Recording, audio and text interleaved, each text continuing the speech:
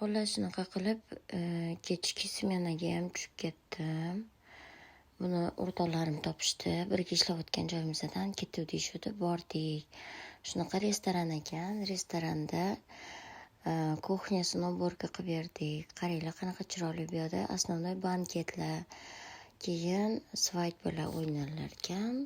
Juda ham ko'p odamlar kelsa bo'lar ekan. Вот. Dengizda необычный такой atmosfera создавать qilar ekan to'yxonalarga qaraganda.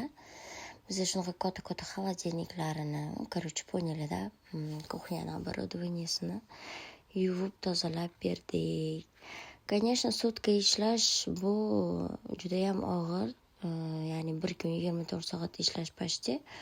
Ya'ni 24 soat ishlayversangiz orada unaqa bo'ladi-yu, перерывlar все равно.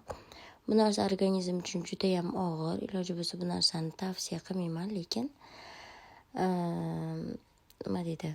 Hamma ham o'z sharoitidan kelib chiqib ishlaydi, biror narsa qiladi, biror narsaga intiladi. Allohim hammamizga kuch-quvvat bersin. Masofirda yurganlarni sog'lig'ini, ishini osonidan bersin, yengilidan bersin. O'zini suygan bandalarini qatoridan qilsin deb hammaga niyat qilaman. Shu qatorda o'zimga ham.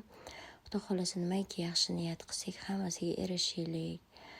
Xullas shunaqa chiroyli manzarani tomosha qilib, uyga qarab yo'l oldim.